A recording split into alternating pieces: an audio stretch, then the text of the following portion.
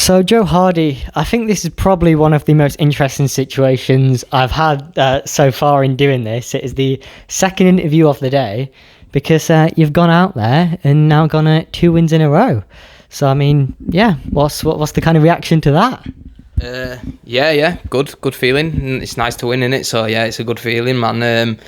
I just thought it were a close fight. Like I just felt like the kid gassed out a little bit after the first round. I think, I don't know, but it was a close fight, and yeah, I thought I deserved to win it. Yeah. Was there a switch at any point where you did try and then look for that win, or did it just kind of happen as you continued to box? To be honest, I thought I'll just get behind the jab, but then I kept thinking in the rounds they're pretty close because we were both kind of stood there and kind of throwing the same shots at each other.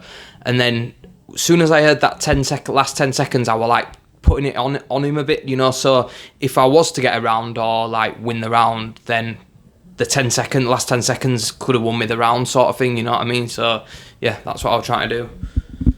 You speak there about the last 10 seconds kind of winning you those round. Is that something that just comes with that experience and just being part of this boxing game and constantly learning? Yeah, I think I've seen it a few times, what pros do, pros and stuff.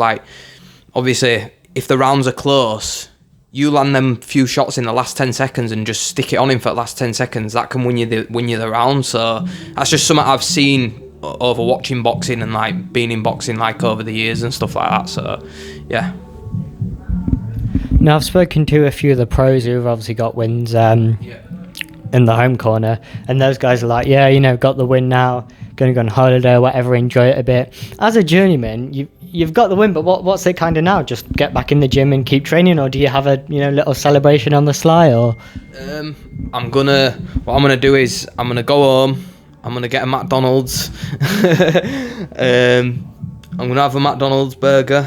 And then, yeah, I'll probably chill out for the rest of the weekend. And then back in the gym Monday. I'm fighting again in 2 weeks at York Hall over 6 rounds. So, yeah, straight back into the gym on Monday. Just ticking over. So, yeah. 6 rounds is... Obviously, as a journeyman, you're kind of fluctuating between rounds. Obviously, as a... usually home fighter, you go, your 4, 6, 8, 10s. Is that kind of hard to do, or is it just something you get used to? And how do you kind of pace yourself with it being different rounds on different weeks and so forth?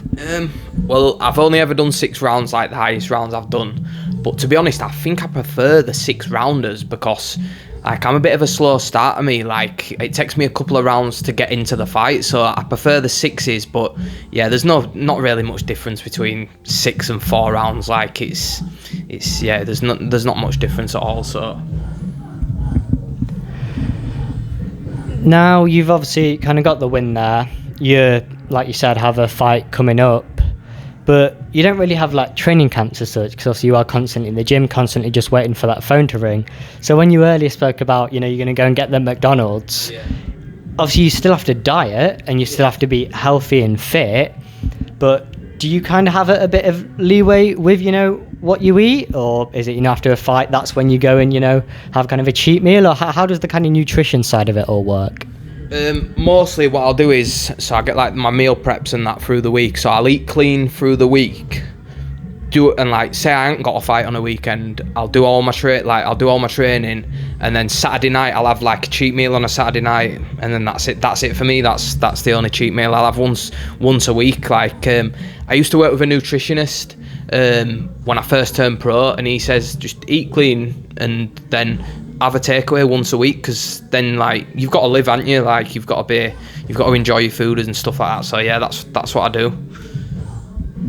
What's the go-to takeaway?